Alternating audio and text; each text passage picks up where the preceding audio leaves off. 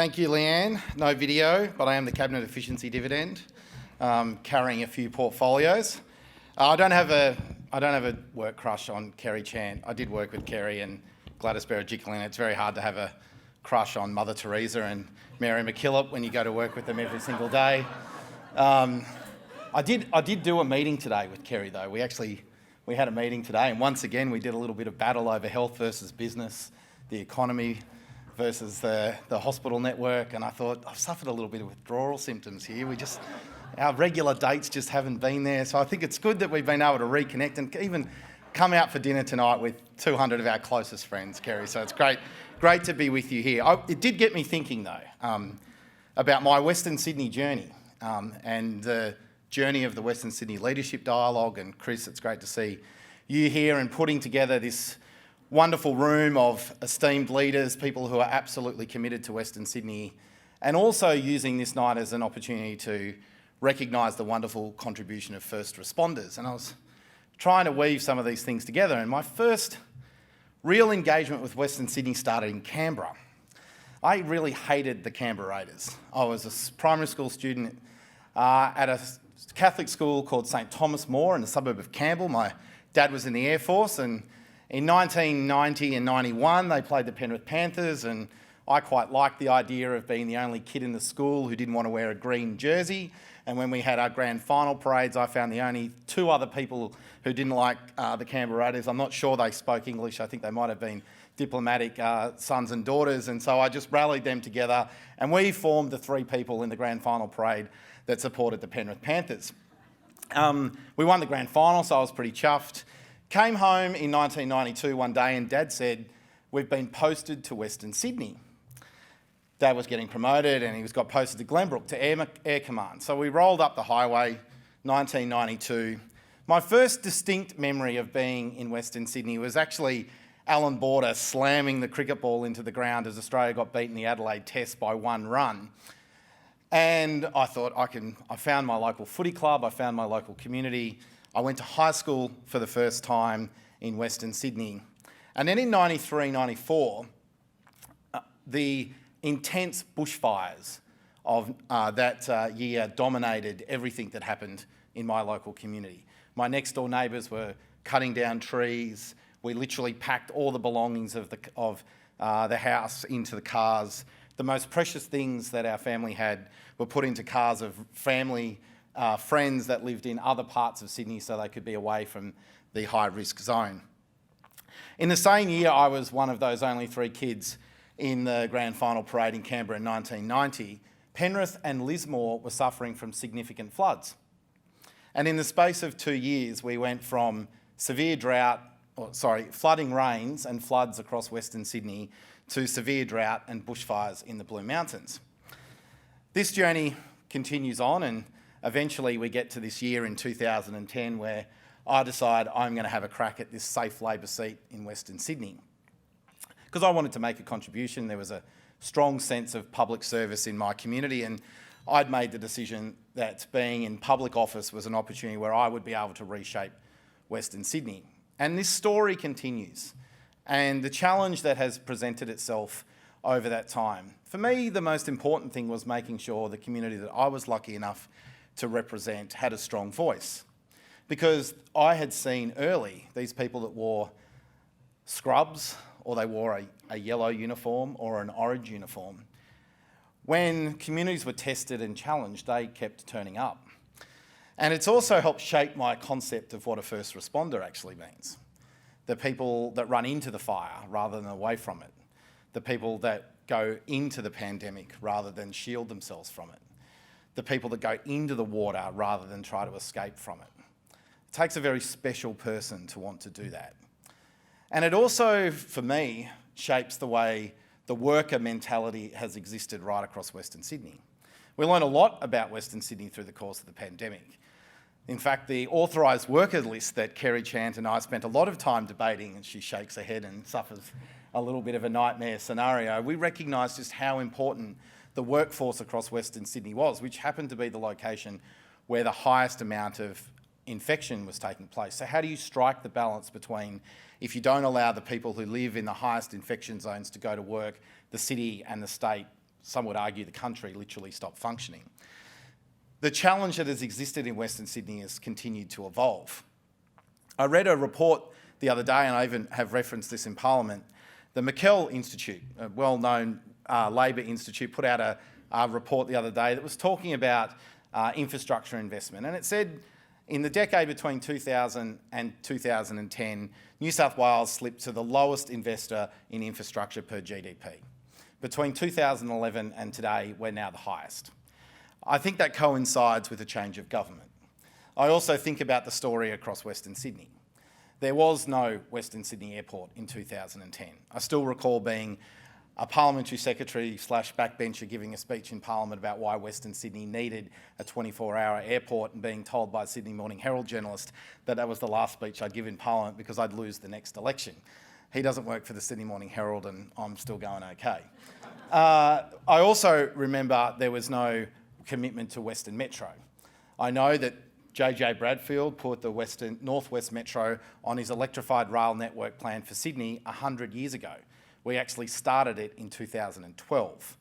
I thought about light rail in Parramatta, under construction right now.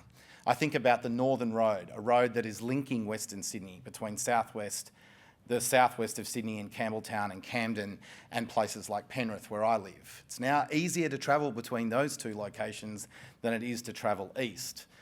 I thought about some of the decisions that have been made over that time prior to our election. The triple M's, the M2, the M4, the M5, those long corridors that distributed people from dormitory suburbs in the west to where all the high-paying knowledge jobs were in the east. And I thought about the decisions that we've taken to break that mentality. The concept of the city deal, something that was actually first thought about in the north of England to try and regenerate the economic capacity of northern English towns as coal mining retreated from those towns. In a bit like a Richard Branson-esque concept, we stole the idea and just made it so much better. It's kind of like cricket. They started it and we made it better too. But I think what we've been able to do with the city deal in Western Sydney is break through some of those ideas of contested politics being about red and blue and really remind citizens that those who are elected to public service are there to serve the citizens of their communities. And to my great pride, be able to bring members of local government, both red, blue and independent, alongside state and federal governments, has really changed the way we think about outer Western Sydney. The three cities concept that was established by the government really changed the way we thought about all of Western Sydney. I don't think the central city is the forgotten city. I actually think it was the leading edge. If I think about where we are today, from the Olympics in 2000 through to what Parramatta looks like today, with Parramatta Square, with the new the Western Sydney Stadium or Combank Stadium, the redeveloped schools, the tower school that we have as well. Parramatta is a vastly different community to what it was 10 years ago. It's actually shown the way about what can happen across Western Sydney. And then I think to where we are now. We've come out of this once-in-a-century pandemic. What does this mean for us? Where do we go next? And the role of government over the last 2 years has really to be the safety net. And let's be clear, that safety net has come at an extreme price. We have put a lot of money on the credit card at both the state and the federal level. And so the challenge here is what happens after the first responders leave. Because through the course of the pandemic, government has been the first responder. Government has provided investments into health to ensure our hospital system's been there. When a bushfire has arrived, government has supported, along with members of the community, to make sure the RFS turns up to support bushfires anywhere across the state, but we think so dramatically about what happened on the South Coast, a forerunner to the pandemic. Right off the back of the pandemic, those in orange uniforms in the SES have turned up to support communities in floods. The government has been the first responder for the last 2 years in New South Wales. I'd argue probably been the first responder right across the country. So the question that we have to answer now is what happens when the first responders leave? What does a sustained recovery actually look like? And the answer to that question lies in enterprise. It lies in business. It lies in innovation. It lies in driving increased productivity. We talk a lot about government services in Western Sydney, and we talk insanely a lot about the amount of money that government invests. But if we forget that that investment is merely an enabling investment to attract private sector capital, to attract private sector jobs, then we are missing the core function of what government actually is. 9 out of 10 people who live in this state don't work for the New South Wales government. 9 in 10. If you want to maintain a low unemployment rate, and in New South Wales right now it's 3.7%, if you want to maintain that low unemployment rate, you need businesses that make money. Businesses that make money employ people. People that are employed spend money in more small businesses that employ more people. The one thing we must focus on if we are going to drive the recovery of Western Sydney beyond what government can deliver is to make Western Sydney the most attractive place to live, work and run your own business. Now, when we think about that, we can't just think through a domestic lens. We must think about Western Sydney as a gateway to the world.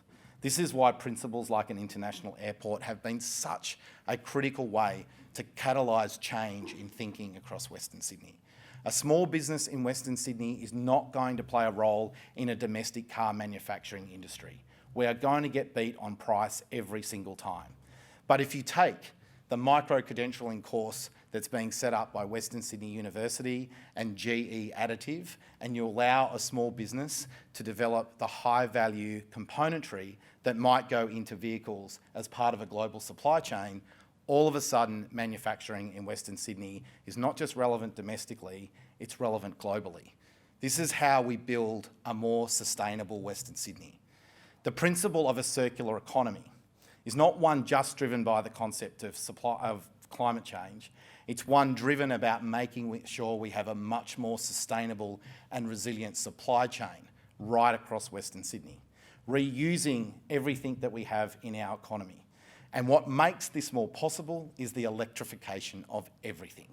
If everything is going to be electrified, if everything is going to be driven by renewable energies, the single most important thing is we're lowering an input cost that allows businesses to reinvest back in their people and reinvest back in innovation. So here we stand today, off the back of a pandemic. Not to say that it's completely gone, but we're seeing the tail end of it. We've built a lot of resilience through our vaccination rates, through our research and development, through the fantastic work that's been done by our first responders. And we should take the time tonight to recognise and honour those heroes who have been first responders. But tonight is a moment in time where every single one of you must ask the question, what happens after the first responder leaves? What are you going to do to help shape Western Sydney? One of the things I found most fascinating about Kathleen and Jake's comments sitting up here was the lack of engagement in politics. Maybe we need to listen a little bit more to people in Western Sydney. Maybe people in Western Sydney are not as engaged in government because they don't need to be. Maybe they just expect that government delivers on the enabling infrastructure, provides the services that we're there to do, and what they want is government to get out of the way so that their businesses can thrive, so that they can have a more competitive tax rate, so they can reinvest back in their own communities. It's not that they want government to be the answer, it's because they want to be the answer themselves. Western Sydney is no longer looking for someone to help them. They're already driving the innovation, they're already driving the change, and they're setting a new standard for themselves. They're globally engaged, they want to be more educated, they want to be at the forefront of innovation, they want to be at the driving edge of what happens in things like the circular economy. So here we are, right now, at a wonderful opportunity to recognise the amazing work that the Western Sydney Leadership Dialogue has done every year since its injection, the work that it's going to continue to do in driving new leaders and young leaders, the work that it's going to continue to do to bring businesses who are in Western Sydney, who want to be in Western Sydney, to continue to collaborate, to maintain a strong working relationship between business and government, and all tiers of government, because we do have to work together to deliver that outcome. It also provides us with that chance to say a significant thank you to the people that have helped us out in one of our most significant periods of time where we have been challenged well beyond what we thought we were capable of doing. But here's what I know. We have come through that in the strongest possible economic terms globally. For all of the challenges and for all of the things that we argued over during the course of it, we are in the best possible condition compared to any other country on earth. Low unemployment rate, low percentage of debt per GDP or GSP from a state perspective. We are best placed to launch into a new generation, and Western Sydney is best placed to take us there. So ask yourself this question: what do you do after the first responders leave? The answer lies with you. Have a great night.